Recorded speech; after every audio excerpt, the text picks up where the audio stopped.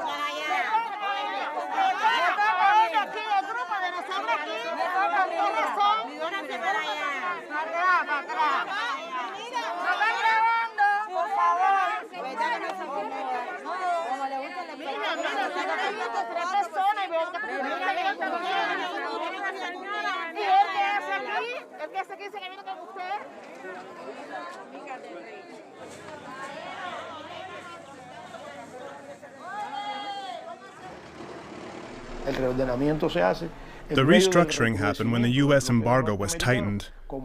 The Trump administration enacted over 200 pieces of legislation against Cuba. At the same time, the pandemic began, affecting the global economy. The pandemic brought nearly all international trade to a halt. Countries like Cuba were especially hard hit. Cuba's biggest earners are remittances sent from abroad, tourism, and professionals working overseas.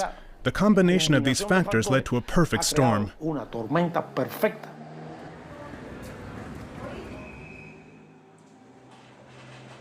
The Trump administration listed Cuba as a state sponsor of terrorism.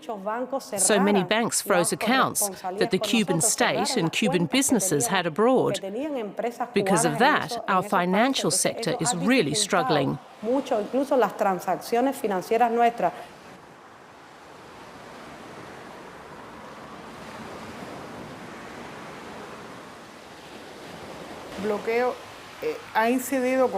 The embargo isn't making things any easier, but it's not the decisive factor. Cuba is an island in the middle of the sea, but we have a shortage of salt and fish. Cuba has lots of arable land, but we don't produce enough fruit to eat or make juice. We can't blame the embargo for that. Our model of socialism hasn't worked, including on other levels.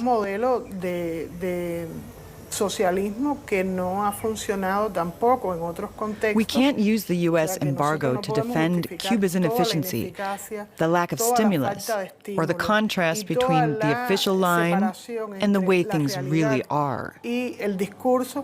It wouldn't be fair. It's not reality.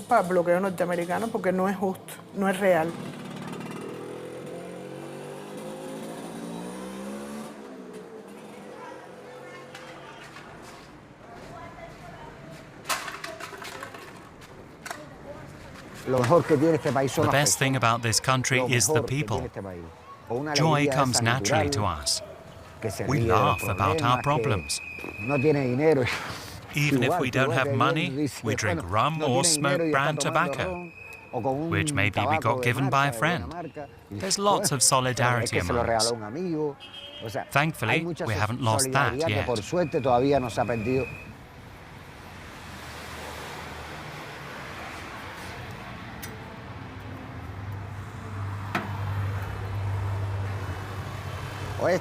This is one of the most important theaters in Havana.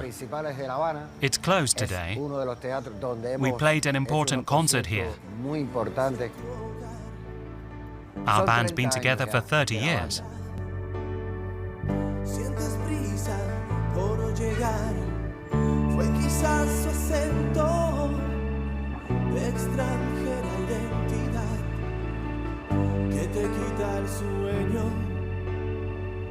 Y la invitas a caminar por las calles de esta oscura ciudad,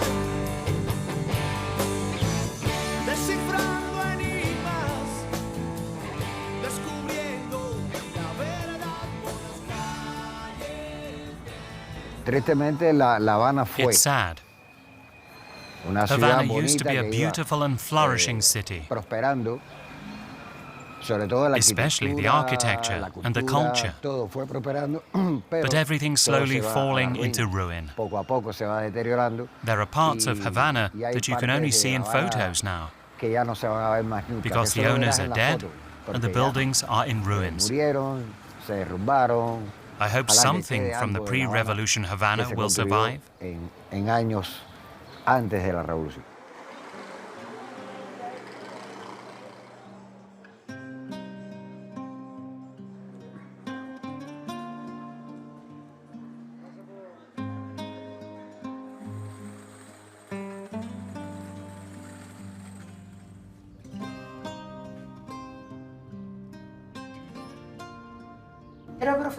I was an English lecturer at an art college.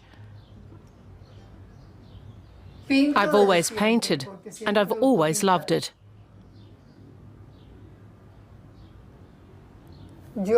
I cry every day, and I don't mean that figuratively. I shed tears. It's shocking to see my country so dirty. The streets are broken. There's sewage running down them.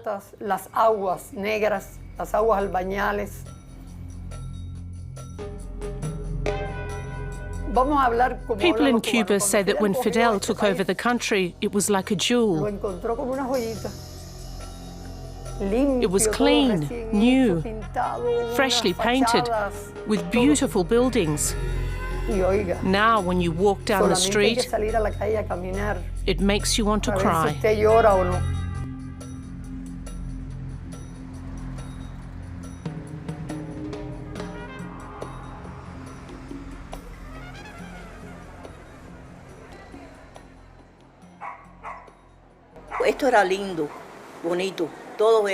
It was lovely.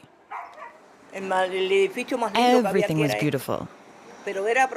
This used to be the most beautiful building in Havana. Sure, there was a bit of drug dealing, but that's part of life. I'm not interested in that. That's the young people.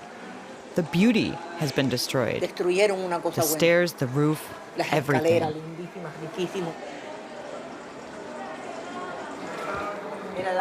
That's drinking water.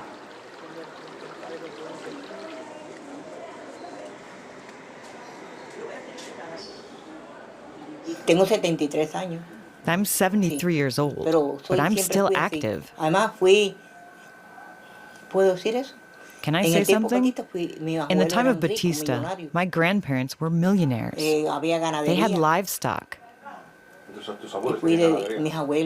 The livestock was seized in the revolution. Everything was taken. The state also intervened in the things that were good in Cuba.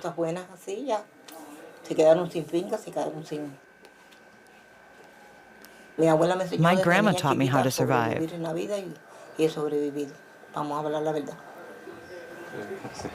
I have my drink here. That's life.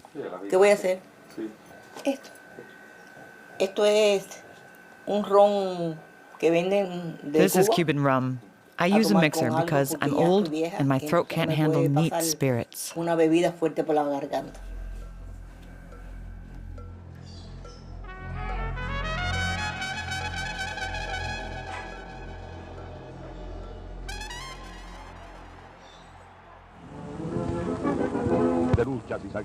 Battles have been fought and sacrifices have been made.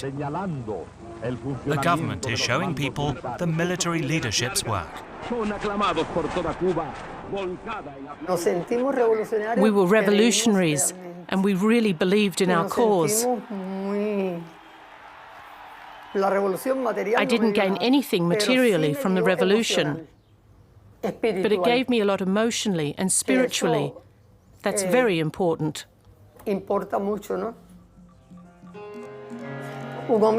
Fidel was very charismatic.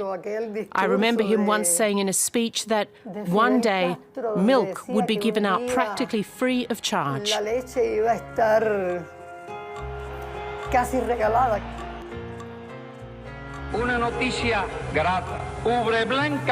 I have good news.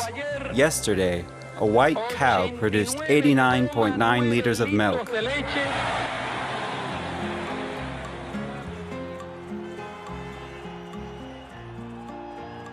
I remember feeling happy. There would be enough milk for everybody. If not for free, then at least at a very low price.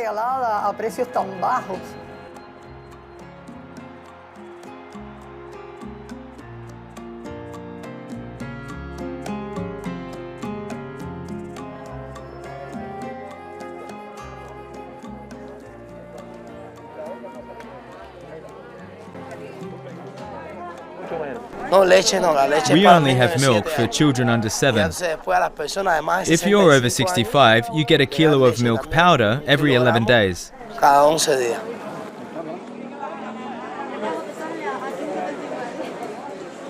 If you have money, you can buy things. Products are very expensive. Prices and salaries don't match, neither in stores nor in the market. The prices have risen too much.